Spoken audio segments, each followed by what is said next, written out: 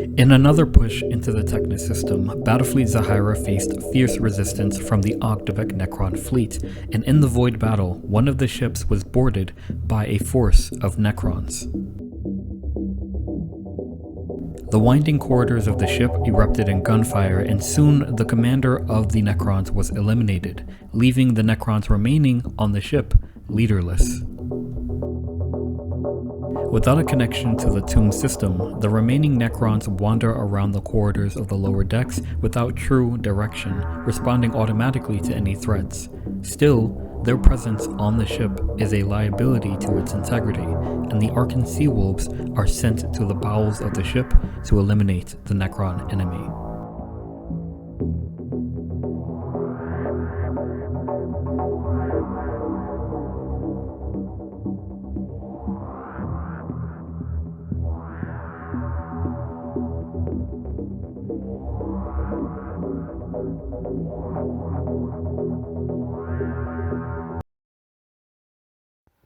Okay, so this is going to be the table that I'm going to be using to represent the bowels of the ship. I'm pretty sure you guys have seen it before. This is because this is the only battle systems terrain that I have currently. So this terrain from the walls to the battle mat itself are from battle systems. I love battle systems and I'm looking forward to getting more of their kits. I love them for a few reasons, right? The first reason is that it's inexpensive. This is really affordable stuff and it looks great. I guess I'm skipping to the next point, but this is really affordable. You can buy it on Amazon. You can buy it from the site directly. And this set that you're seeing right here is actually the Gothic core set. This is the box for it, right? All right, so that you get almost all of that, except for the models on the cover there. And so this is what it looks like on the table. And it's the second reason why I love battle systems is that it's beautiful, right? If you go to eye level, it's very immersive. And that's what I'm really into as someone who likes to do visual narratives, just the immersion of the set itself. And the third reason why is because they were doing it first. As you know, Games Workshop is actually starting to move in the direction of cardstock terrain, but there are companies that have been doing that since before Games Workshop. And so if you want like a more diversity in your cardstock terrain options, I would 100% recommend Battle Systems. They have sci-fi and fantasy.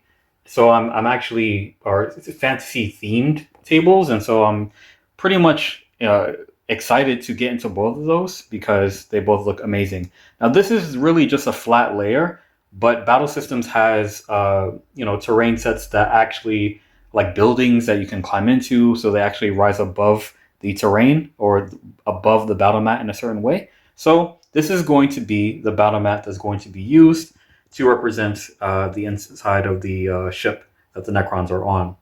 Now the Zahirah sector is a solo playing or solo Warhammer kind of system. I've created my own rules to play the game in a way that allows me to, tell a story.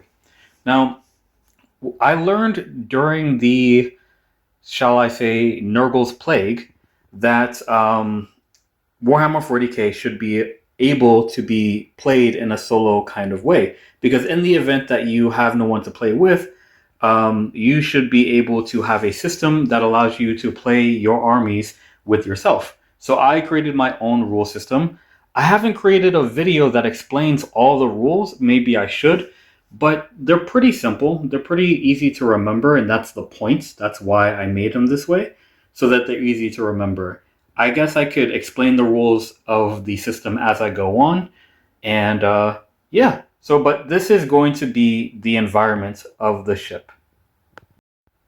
So, going over the Necrons that will be in the bowels of the ship, we are going to be using these blip markers that are from the Space Hulk box set that Games Workshop released quite a while ago. And then we're going to be using the Necron warriors here, just basic Necron warriors and scarabs, right?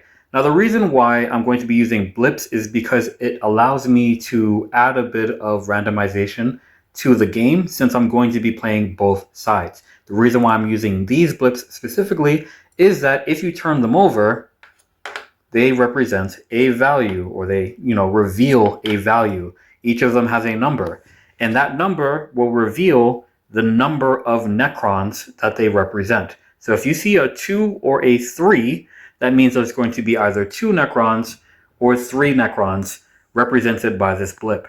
If you see a 1, it's going to represent a canoptic swarm, right? Or a scarab swarm. Now, the reason why I have it this way is so that, like I said, it's randomization, but also I don't even know what it's going to be. So I can't really predict what it's going to be. There's going to be a number of blips that I'm just going to mix around and just randomize so that I don't know which one is which. And then I'll place them on the board in certain places, and that's how we'll play the game. Now, for the stats of the Necrons, in the Zahirah sector rule system, many things are based on the base size of the miniature.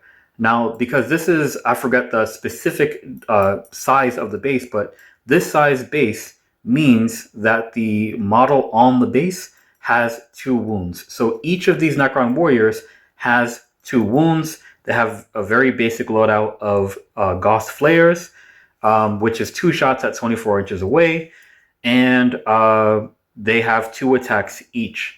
Now, the Necrons have the ability of reanimating. So when they're destroyed, I'll roll a dice. On a 6 up, they get to reanimate. They only get to do that so many times before they're destroyed and just wiped off the board, right? All right, so the Canoptic Scarabs, they have, because of their base size, they have 3 wounds. And this is something that you're going to see as I make more Zahirah sector battle reports. It's going to remain consistent.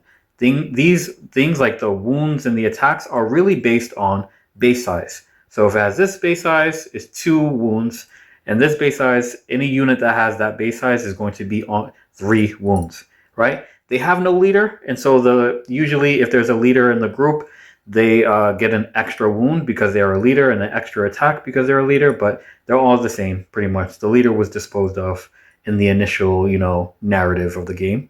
So that's how I'm going to be representing the Necrons, right? So now we're going to move on to the Arckan Seawolves and the units that I have for that force. Okay, so for the Arckan Seawolves, I have these 11 Arckan Seawolves that are painted and ready to go. All right, so what I'm going to do is I'm eventually going to turn these 11 into 2 squads of 5 Arckan Seawolves.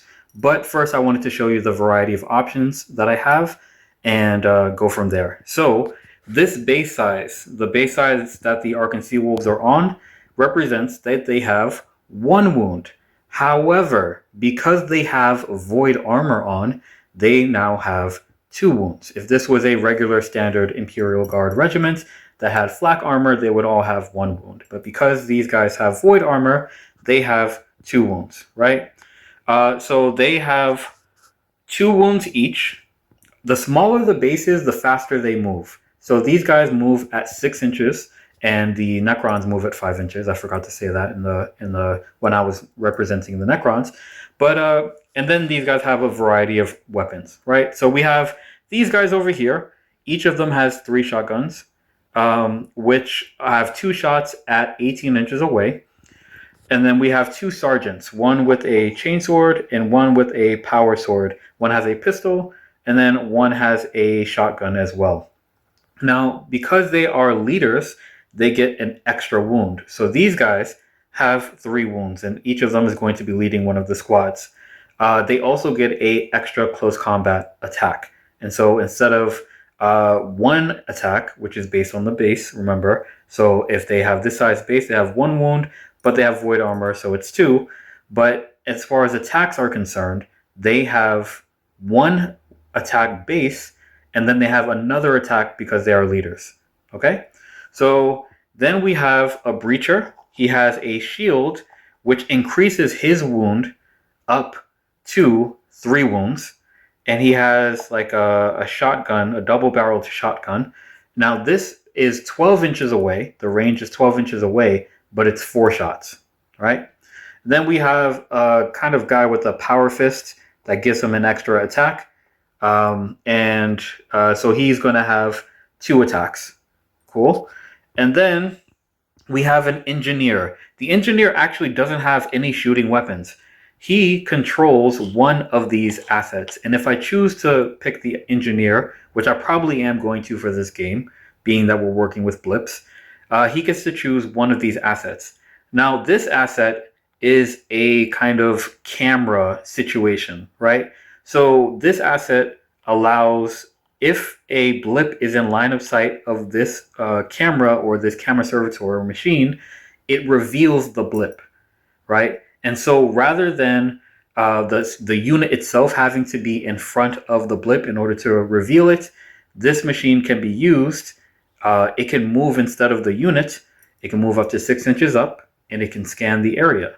And if there's a blip, it can reveal the blip. All right? And then this is a bomb servitor or servo skull. It basically is carrying a bomb underneath itself. And this bomb can be carried ahead of the group and detonated in order to clear an area, regardless of what the blip is, right? So this engineer model controls one of these assets. Then we have a grenade launcher. He shoots out grenades. And, the grenades have a D6.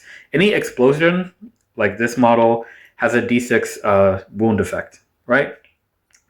And then we have a kind of like a last fusel. This is going to have 4 shots. It's a heavy weapon. Now, there are specific rules for like standard, heavy, and like assault weapons. But for this game, we're just going to say this is a last fusel, and it has 4 shots. And then we have a grenade thrower. He throws grenades, and that's his only role. He has a bunch of grenades on him. And so I was like, okay, cool. We're just going to make that a specific role. He has grenades and he throws grenades. All right. So I am going to take these 2 squads or I'm going to take these 11 and I'm going to turn them into 2 squads of 10. So I'll be right back. Okay, so this is how I've arranged them. So this is the first squad, the sergeant with the chainsword and the pistol.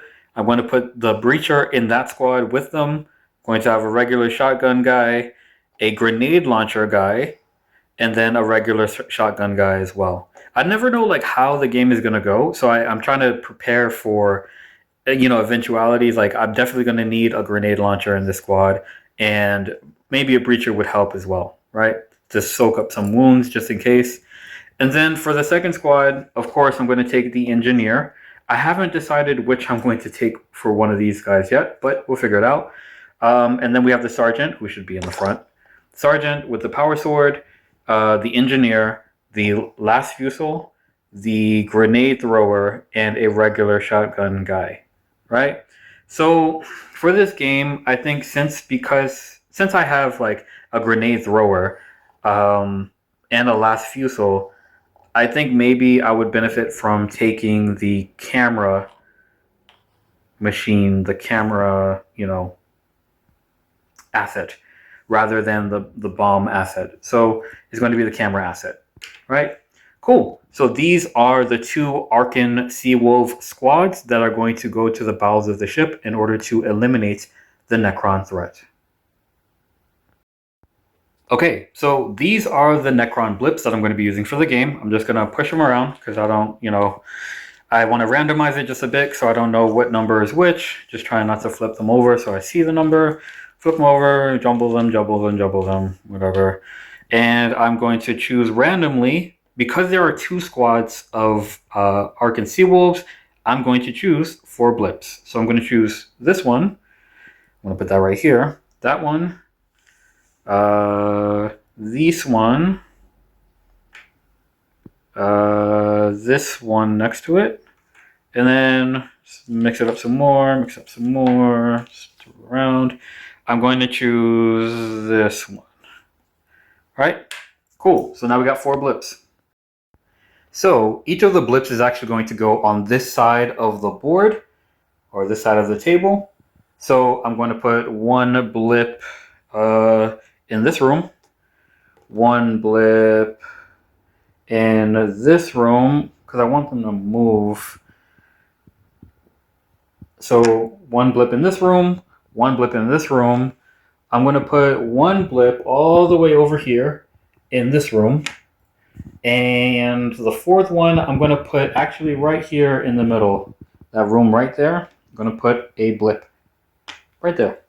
Cool. So these aren't really numbered, but 1, 2, 3, and 4. And each of them represents a Necron enemy. The arckan seawolves are here on this side of the table, so directly across from that side and from the blips over there. So these are the two squads. The first squad with the breacher and the chainsword sergeant is on that side, and then we have the grenade thrower and the last fusel on this side. What I anticipate doing is this squad is going to go in the front. This squad is going to go into the room over here and maybe advance this way. And then maybe they'll meet up in the middle. That's the plan as we eliminate these Necrons from the ship. But, you know, who knows what's going to happen. But this is the deployment of the arckan seawolves, and they are ready to go.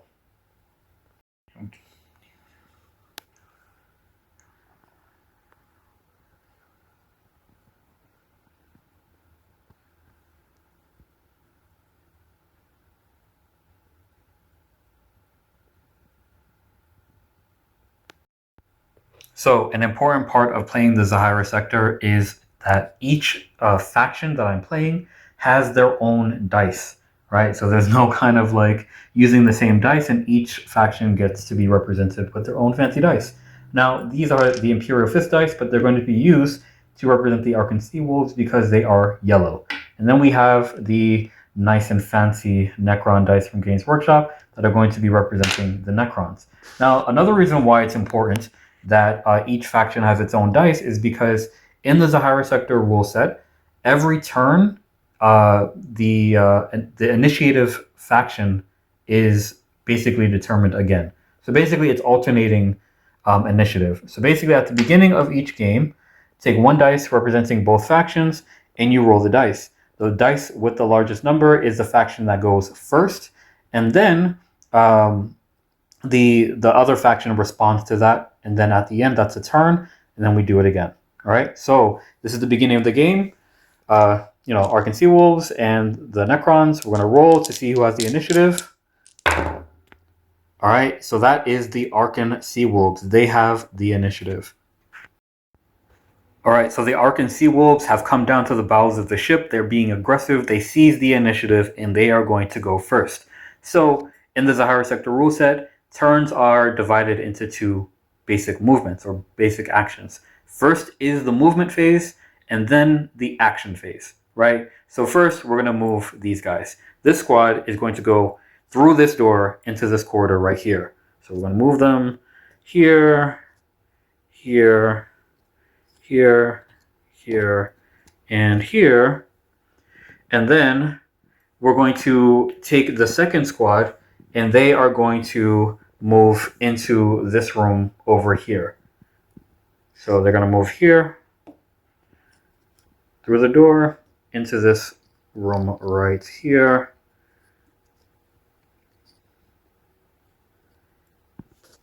All right. So both units of arckan seawolves have moved up. They are partially in that corridor over there, and this squad is fully in this room over here, about to enter another corridor that's over here. So now that we've done the movement phase, now we do the action phase. And in the action phase, there are a few things that a unit can do, right? One of them is they can advance, which is basically roll a dice, and that unit advances that distance in inches, right? If you have a psychic unit, they can use a psychic attack, or you can do a very basic shooting action where you shoot at the enemy if you see any. There's a get low, which is basically like hiding. There's a charge, and there's like a task. And now task is basically if you have objectives that you need to interact with, you can do it during the action phase. But because there's no tasks really except to eliminate the Necrons, that's not going to be an option. Because there are no units or Necron units in the immediate vicinity, there's no shooting, And so if I want to, I can advance. And do I want to advance?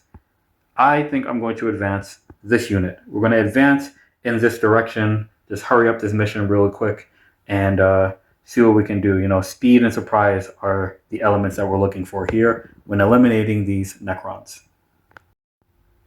Okay, cool. So rolling in advance for this unit.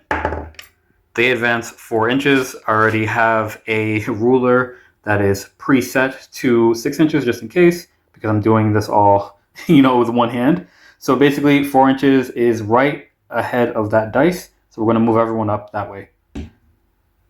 Move everyone up to here. And then we're just going to move through, continue moving through. Everyone's going to join.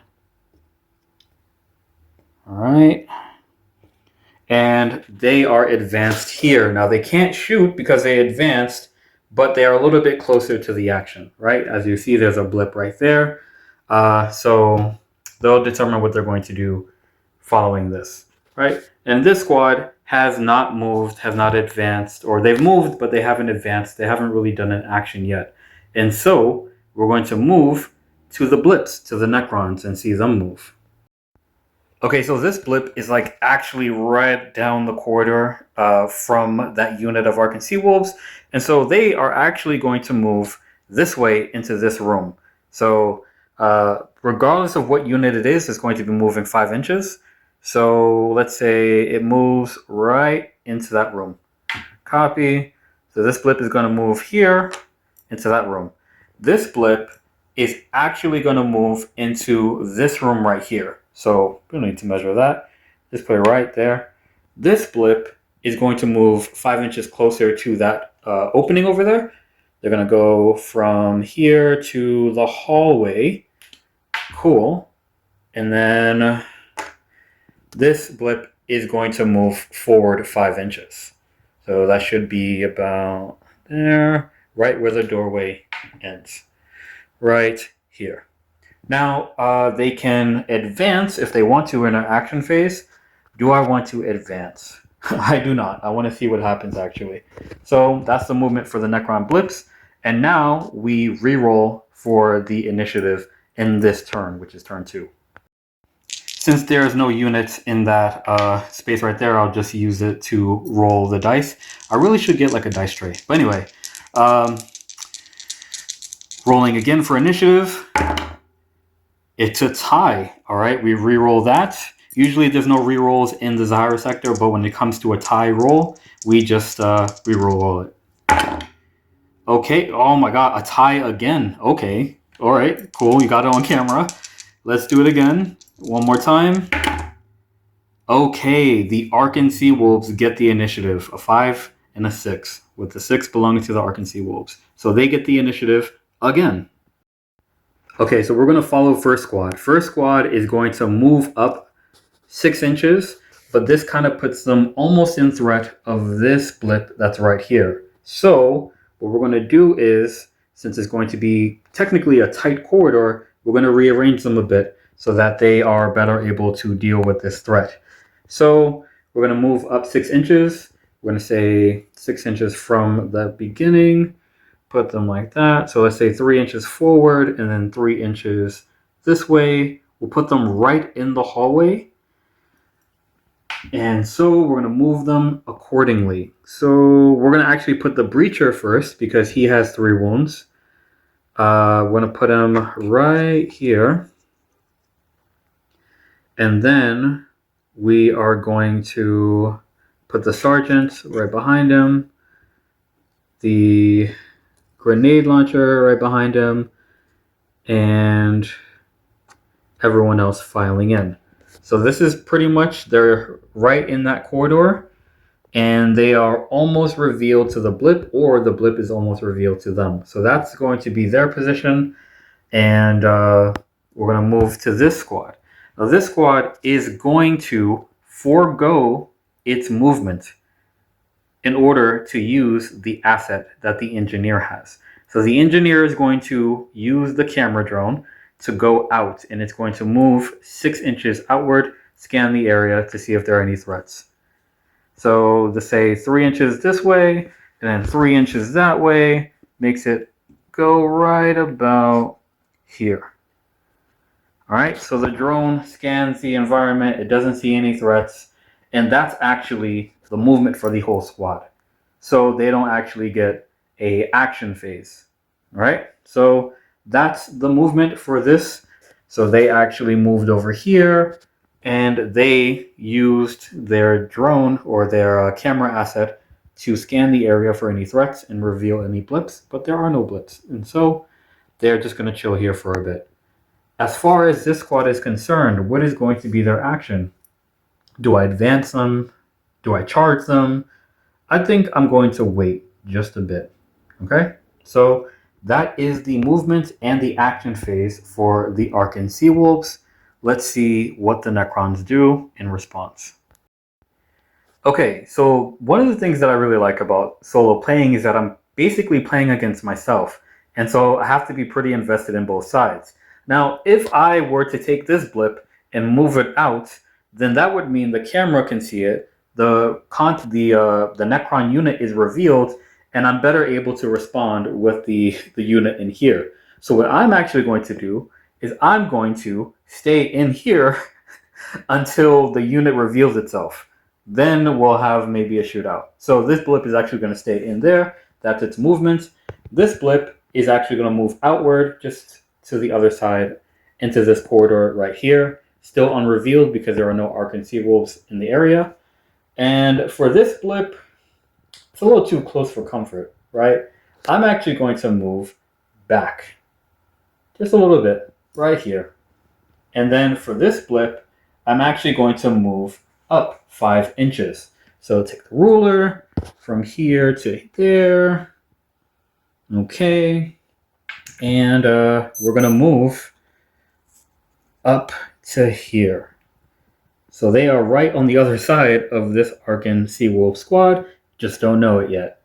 All right, so that's pretty much the movement that I'm going to do. This one moved back. This one moved into the open room right here. And this one stayed in place because I don't want to reveal the units until the Seawolves themselves are also revealed.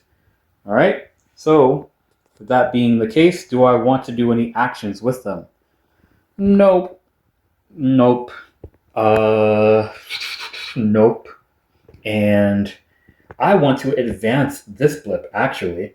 Since the Arckan Seawolves are right there, if I could advance them close enough, maybe reveal them, I can sneak around and attack the Arckan Seawolves from behind. So we're going to advance this blip right here. Let's stick a dice and roll it here. All right, 1 inch. So this is going to just scooch right there. All right, and that's the advance, that's the action move for the Necrons. And that's it for the Necrons. Now we roll for initiative again. I know there's a blip there, but we're going to use this open space again. So rolling for initiative, which faction goes first? All right, this is really bad for the Necrons, but no rerolls. So the Arckan Seawolves get the initiative again. So we're going to move forward with that. All right, so this squad, they have a feeling that there's a Necron unit around the corner. They, get their minds right to bend this corner, and then they pop out and spread out and, figure out what's going to go on with this hallway where the blip is right here. So this unit moves up, and they are revealed. All right. So they are now face to face with this Necron blip, which reveals the blip itself. So we're going to turn this over, and it's 3. That means that there are 3 Necron warriors represented down this hallway. So remove this blip and put down 3 Necron warriors.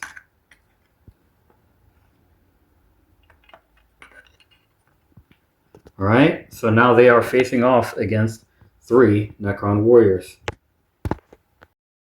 So observing that there are no Necron units on this corridor, the unit then moves from this room outside to this space, this corridor. So Sergeant goes first, last fusel goes after him, everyone moves out, and everyone's in this corridor now, which is, at least at the moment, clear of any Necron units. Alright, so as far as their action phase is concerned, these guys are definitely going to shoot. They're definitely going to use an action and do a shooting action. And these guys are going to advance. So let's get that done right now. Actually, we're going to use the advance, or use this scene right here to advance right now. We're going to take a dice, roll. They advance 2 inches. So they're just going to move up 2 inches, very cautious, very slowly down this corridor. And that's where they end up. Okay, so the squad, they've done the corner, and they see 3 Necron warriors. And so their action is going to be a shooting action. Now, I'm going to do this in a very specific order to try to make as many casualties to the Necron warriors as possible. For that reason, I'm going to start with the grenade launcher guy. He's going to shoot a grenade in this area, in this vicinity. Right? So grenades are D6 weapons. And so they are definitely within range of the grenade launcher. And so we're going to use a dice to represent, to see how much damage it does.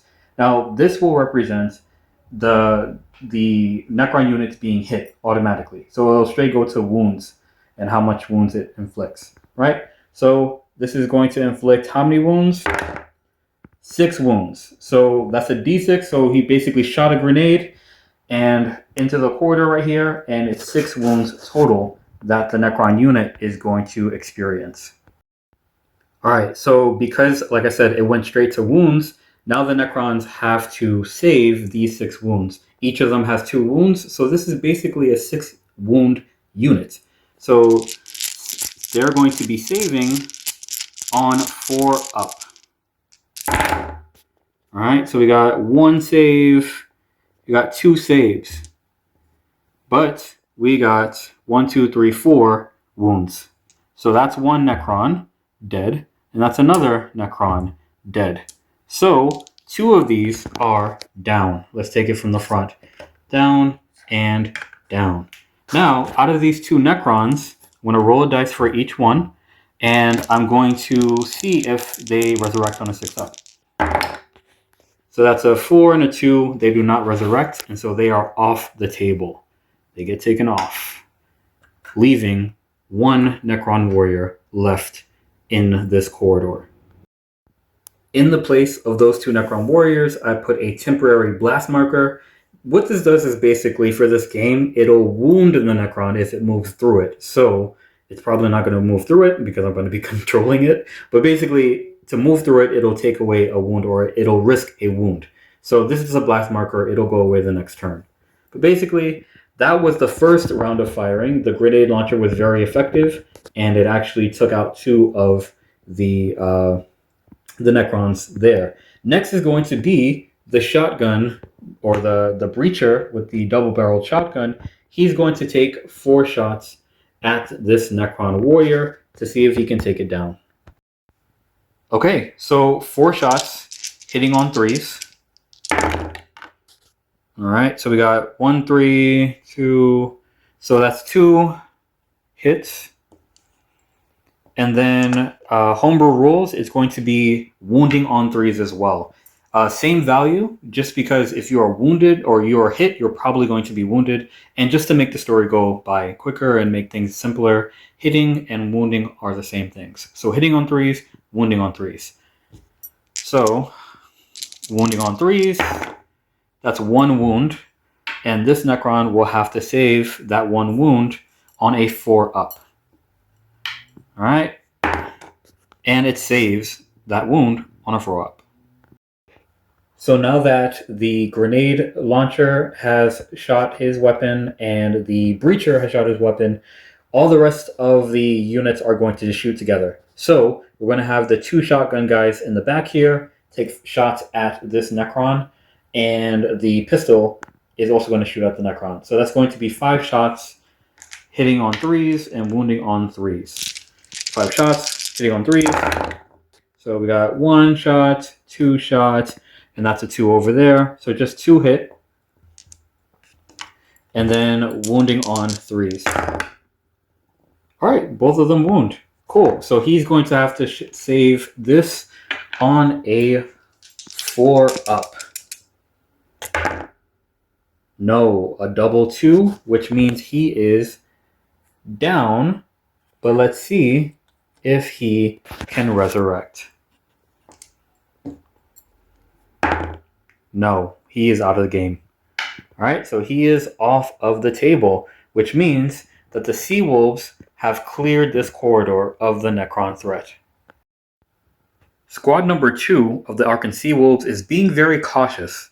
They're moving very slowly, and they're doing so because I control them. And I know that there are a blip here and a blip here that can reveal itself. So they are actually not going to do an action phase. They're just going to move, and they're going to stay right there where it's kind of safe for now until they have initiative if the dice gods will it. With the Arckan Seawolves turn now done, we go to the Necron side. So I'm going to take away this blast marker right here. Cool. The Arckan Seawolves were successfully able to destroy the Necron unit that was in this corridor. It was 3 Necron warriors. They had the initiative. They basically blew them away. But now we have the rest of the blips, right? So now that the Arckan Seawolves are revealed in this hallway, I am going to reveal this blip. But first, we're going to do a movement, which I'm going to move it back over here. And this blip is in direct line of sight of the Arckan Seawolves. And so, here's what's going to happen. We're going to flip it over and reveal 3. That means there are 3 Necron warriors here. And there are the 3 Necron warriors that are now facing the Arckan Seawolves down this corridor. For this blip, we're going to actually move... if I move... I could potentially... Because if I move this way and the Arckan Seawolves continue to move into this corridor, which is the only place they can go, because this leads off the board, I could potentially have a unit going against them, but I could also have a unit going against this unit right here, which is right there. So what I'm going to do is I'm going to move this blip right here, so that in the event that those Arckan Seawolves come around the corner, there'll be a direct line of sight here, and there will be a direct line of sight here for this squad as well. And this blip over here is going to move up 5 inches. I'm going to go over here to here. And then, action phase. Yeah, they're going to advance. They're going to advance. So I'm going to advance that actually right now, doing the action. What's with these 1 inches? Okay, so it's moving 1 inch. So basically it's on the other side of the door, and it's right here, right behind the Arckan Seawolves. All right, so all the blips have moved. This has been revealed to be 3 Necrons. And now, because that one did its action already, that's advance. This one has not done any advance. It's just done its movement. Now we're going to do to the we're going to go to the action phase of these Necrons, which of course is going to be shooting. They're going to shoot at these Arckan Seawolves. All right, so these Necrons open up their Gauss Reapers onto this unit of Arckan Seawolves, and that's going to be 6 shots heading toward this unit. So hitting on 3s. All right, so we got 3 hits. Take those out. And then wounding on 3s.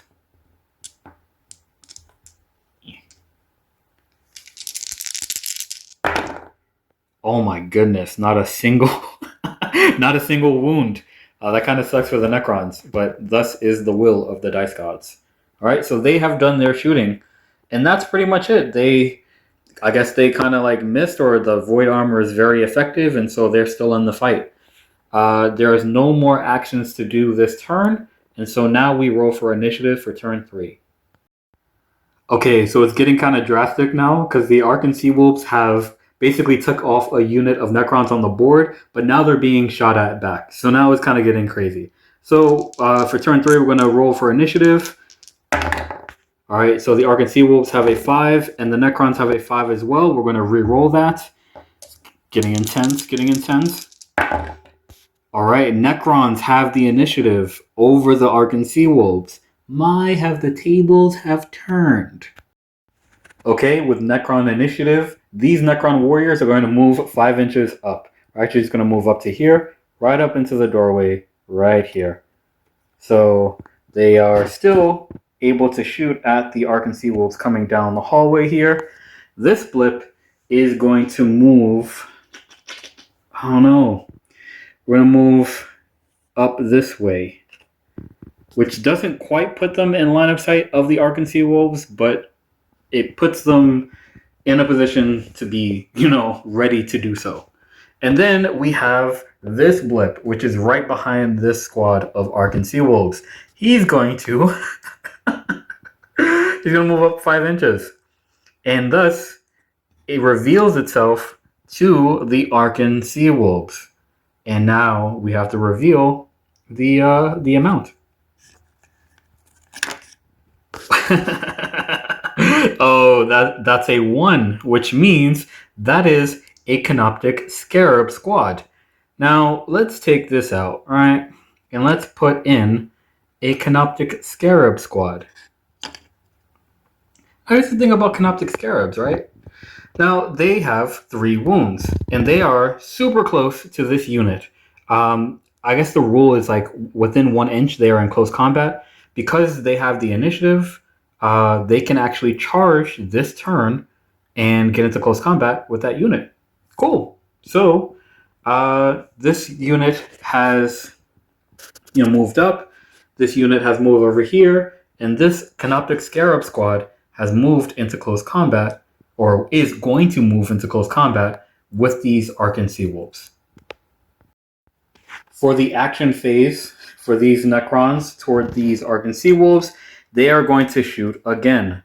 That's going to be 6 shots coming from these Necron warriors toward this Arckan Seawolf squad.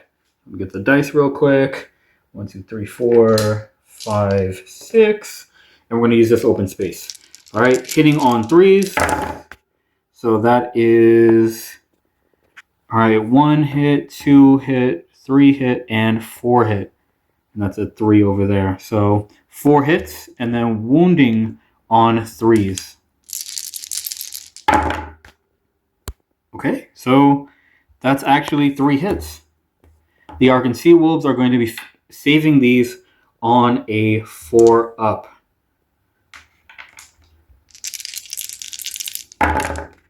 Okay, so we have 2 saves and 1 wound. Now each Arckan Seawolves has 2 wounds, so that is a save on one and a wound on another. I am going to put all of that on the Sergeant, because the Sergeant has 3 wounds. So now the Sergeant has 2 wounds. I'm going to put this dice right here. Actually, I don't like that color. I'm going to change that color real quick. Basically, he has 1 wound taken off from that line of shooting from the Necrons. Yeah, that's better. So I use a black dice instead of a yellow dice to represent that they are wounded. Cool. So the Sergeant is down to 2 wounds, which means everyone in the unit still has 2 wounds, and they are still in the fight against these Necron warriors. But now we're going to move to the action phase of this Canoptic Scarab swarm. And so what's going to happen is the Canoptic Scarabs are going to, in their action phase, charge into that unit of Arckan Seawolves. But I want the Arckan Seawolves to have Overwatch. But I want to represent it, Overwatch, as being surprised that you're about to get charged, right? So whether or not they get Overwatch is going to be based or determined by a dice roll. So on a 3 up, they get Overwatch.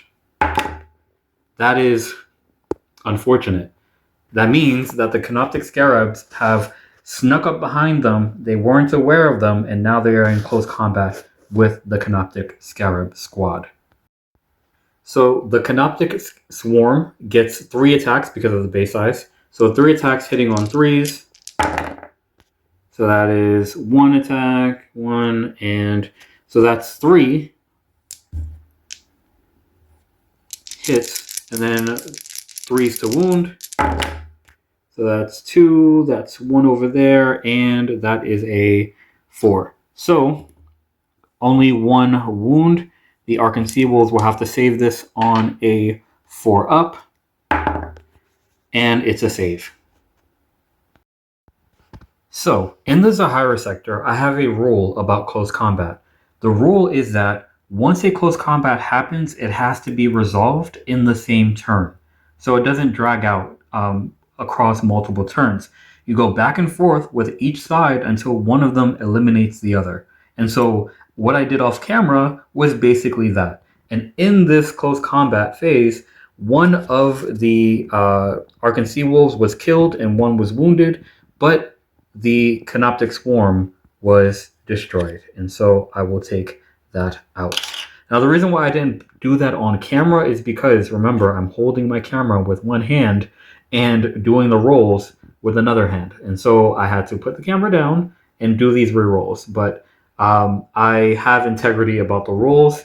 I take the rule of the Dice God seriously, and so I did not fake any kind of rolls. And this is the actual results. So this guy is actually dead, and he's wounded. And now there are 4 members of this Arckan Seawolves left, or Arckan Seawolf squad left. And now this area is pretty much clear of Necrons. But right inside this room is another blip. All right, just to go over what happened during this turn, the Necrons had the initiative, and so these 3 Necron warriors shot down the corridor at these Arckan Seawolves. For the most part, they missed. It just hit one of it hit the sergeant, and it took off one of his wounds. So everyone in the squad has basically 2 wounds. Everyone's pretty much in the fight still. And then on this side, a Scarab Swarm snuck up behind this Arckan Seawolf squad. They couldn't see it. They didn't have initiative, or they didn't have Overwatch, and so it basically jumped on them from behind. There was a close combat situation, and basically one of the Arckan Seawolves was killed by the Canoptic Swarm, and one was wounded. But in turn, the Canoptic Swarm was taken out. And so now we have to roll for initiative for turn 4. Okay, let's get started. All right, so the Arckan Seawolves have the initiative over the Necrons. Okay, so the movement phase, the Arckan Seawolves are going to move up. They're going to move up like that, move up, move up, move up, and move up. Sergeant's going to take his wound dice with him. And so now they've moved up a little bit closer to these Necrons, but the reason why they moved up is not so much to be closer to these guys, but through some sort of line of sight. Oh, no, they don't actually have line of sight. Wait, do they? I'm going to say no, this is not a direct line of sight. Okay, so that doesn't reveal the blip. All right, no worries then. Their movement, they decided to move upward, and the little machine follows them. All right, so they're going to move upward. They are probably going to shoot at the Necrons in this room during their action phase. But before I do that, I'm going to move this squad up as well. And in doing so, I reveal them to the blip. So they're going to move up. Breacher going first, and then the Sergeant after him. And then we have the grenade launcher and the remaining shotgun guy with his 1 wound left. All right, so they are now in direct line of sight of this blip, and this is revealed. And this is going to be revealed to be two Necron warriors. So this is going to be removed, and 2 Necron warriors are here. There we go. Okay, so this Arckan Seawolf squad is going to fire during its action phase. It's going to fire at this squad of Necrons in the room. Now we have a grenade thrower. Yay! So the grenade thrower is going to throw a grenade in this room. All right, so this is going to be a D6 wound. It's going to go it's going to go through hits because they're definitely going to get hit. It's going to go to the amount of wounds that the unit inflicts. or that they experience. And so D6, another 6. All right, so the Necrons are going to have to save 6 wounds, and this is a 6 unit, a 6 wound unit. And so you get the dice. 1, 2, 3, 4, 5, 6. All right, they're going to be saving this on 4 up.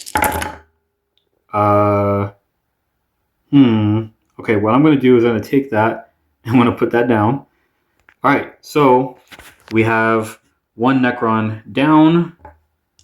We have 1 Necron wounded. And then this is a save and this is a save. So 1 Necron is down and 1 is wounded. So I'm going to get a dice for him. He's now going to have 1 wound left. I'll put that right there. Cool. So what I'm going to do now is see if he resurrects. On a 6 up, he gets to stand back up and join the fight again.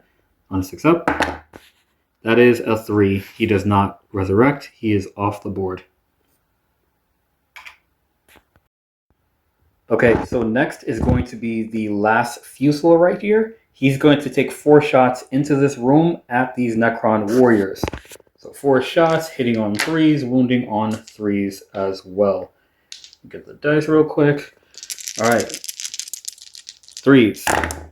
So we got 3 wounds, and then wounding on 3s. That's 2 wounds. So the Necrons are going to have to save that on a 4 up. Let's get 2 dice, and then we'll move these out the way. 4 up. All right, so that is 1 wound and 1 save. So that wound is actually going to go to this Necron right here. It's going to take him down, remove this wound right here, and then we're going to see if he can resurrect and join the fight again. So on a 6 up, he gets back up.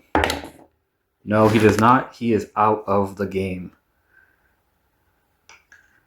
Leaving this single Necron warrior to face this hungry pack of arckan seawolves. Alright, so now that the grenade thrower has thrown his grenades and the guy with the heavy cannon has shot through the room and taken out 2 of the Necron warriors, and the engineer doesn't have a weapon, he just controls the drone and the camera. These 2, the remaining shotgun guy and the sergeant, are going to open up on this single Necron warrior. That's going to be 4 shots, hitting on 3s, wounding on 3s. Hitting on 3s, that is 3 wounds, and then wounding on 3s. Oof, only 1 wound. Okay, can this Necron save that wound? He's going to be saving on a 4 up. No, he cannot. He is taken down to 1 wound.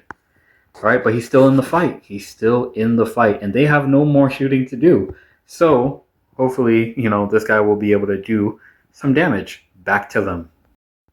Okay, so the Breacher breaches this room. He enters the room.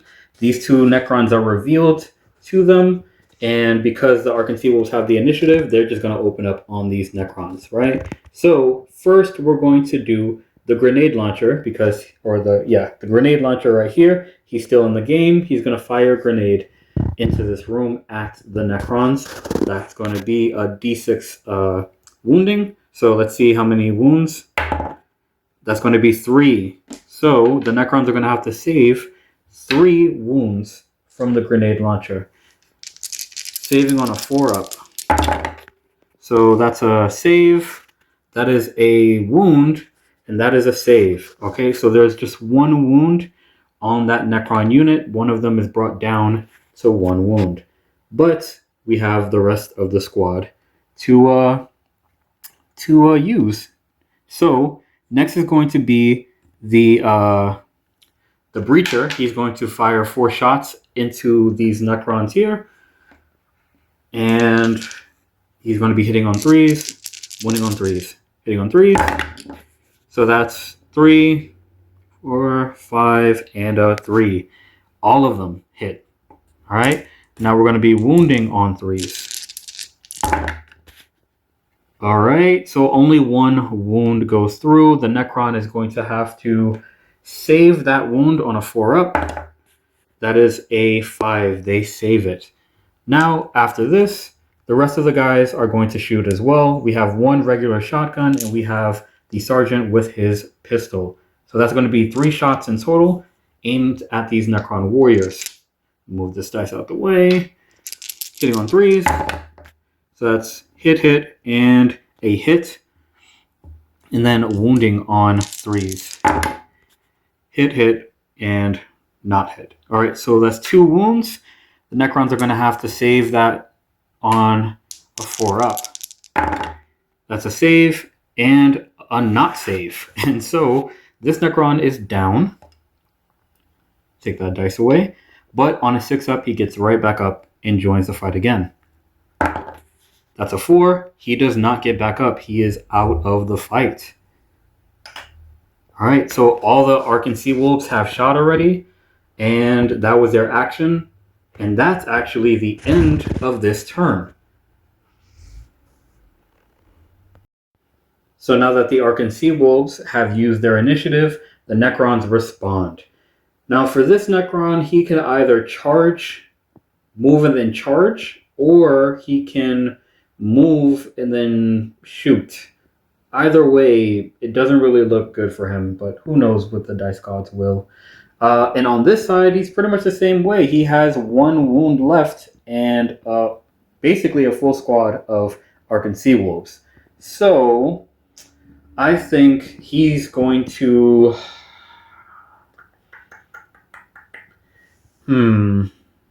Most of their weapons only have an 18-inch range, but there's a very tight corridor. I could move back, but I wouldn't be able to move back 18 inches away with their 5-inch movement. So he's just going to move this way and just fire into that squad. And then this guy, he has nothing left to lose, and they are also just, automatically responding. And so what's going to happen is they are going to shoot into this squad as well. All right, so this Necron warrior, he raises his Gauss Flare and aims at the Arckan Seawolves approaching him, and he fires 2 shots at the Arckan Seawolves, hitting on 3s, wounding on 3s, hitting on 3s. All right, that's 1 wound or 1 hit, and then wounding on 3s. That's a wound. I'm going to take that on the Breacher, so no matter what, he probably will survive it. And the Arckan Seawolf is going to save that on a 4-up. Save. All right, so that's pretty much it. That's his shooting. And then we're going to move to this Necron in the room here with 1 wound, facing off against the Arckan Seawolves. And so he's going to fire 2 shots into that squad as well, hitting on 3s, wounding on 3s. So that's a 3 and a 2. So that's 1, and then wounding on 3s. That's a 4. So that's a wound. The Arckan Seawolves have to save that on a 4-up. That is a 1. Okay, cool. So that takes off another wound from the sergeant. And that's pretty much it. It's safe to say that I think these guys are going to get blown off the board, but we're still going to play it through. So what is this? Turn 5? Turn 5. All right. So we're going to roll for initiative, see what happens. Seawolves have 1, and the Necrons have 6. Okay, so the Necrons have the initiative. All right, so we start with the Necrons. In the Necron movement, I am going to move closer right here, and that's going to be the movement because I'm about to charge, if possible, if they don't get Overwatch. And then for this guy as well, we're just going to, might as well, just move up as well and charge or move up real close to these Arckan Seawolves and then try to charge them. Hopefully they do not get Overwatch. So that's the movement, and then the action is going to be a charge. Now, the arckan seawolves get to have an Overwatch reaction on a 3-up. So let's roll that real quick. Yep, they get an Overwatch reaction, and therefore one of these gets to fire at the Necron. And I'm going to choose the double-barreled shotgun breacher, right? So he's going to get 4 shots at that Necron. Hitting on 3s, hit, and 2 misses. And then wounding on 3s. Both wound. The Necron is going to have to save on a 4-up. Oh wow, okay. They save both of those shots. So now that they have had their Overwatch, this Necron charges into close combat with these arckan seawolves. This Necron here is about to charge into the arckan seawolves, but they also get an initiative roll. So on a 3-up, they get to get the Overwatch. They also get an Overwatch, and one of the units gets to fire. It's going to be the last Fusel. 4 shots, hitting on 3s, wounding on 3s. 3s, 4, 3, 4, 5, and a 4. All of them hit this Necron. Jeez. All right, wounding on 3s. Oh my gosh. Oh my goodness. All 4 of them. All right, so this Necron is going to have to save all 4 wounds on a 4-up. Imagine he gets all 6s. That'd be great. All right, 1, 2. Yeah, he's gone. So that's 2 saves, 2 wounds, but he has 1 wound. He's down, but let's see if he actually gets back up. So on a 6-up, he gets to come back up, and he does not.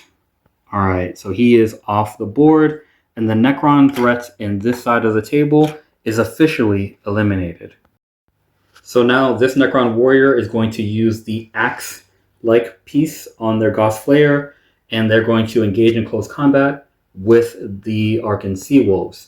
Now this is going to happen off camera because, like I said, it's going to be back and forth, back and forth, back and forth until one of them kills the rest of them. All right, so I'll be right back.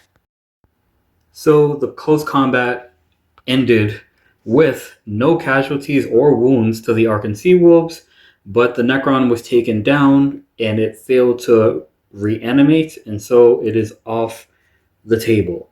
And now the board is completely clear. The bowels of the ship are completely clear of the Necron threat, and the arckan seawolves only suffered 1 real casualty and a few wounds. And therefore, the arckan seawolves have won this battle. Seeing that they have won, the arckan seawolves let out a thorough howl of victory in this engagement. And that ends the game. And that was basically a game of Zahirah Sector 40K. The other story that I made using this exact same terrain, which was the story about Inquisitor Vaughn and how they found the superior creations, was played using these exact same rules. The only difference is I didn't really record it like I did with this game. I actually just took pictures and reported it and told it as if it was a story. So I did this as a thank you to the 3,000 subscribers on my channel. I'm super happy about it. I'm so thankful. I appreciate you guys for your support. And you guys voted for a solo battle report in the Zahirah sector, and that was basically it. Please let me know if you enjoyed this game, if you would like to see more, and please let me know if you would like me to make a video explaining the rules of how to play Zahirah Sector 40K. If there was one thing I feel like I would have changed in this game, it would have been I would have used the Canoptic Scarab ability to self-destruct.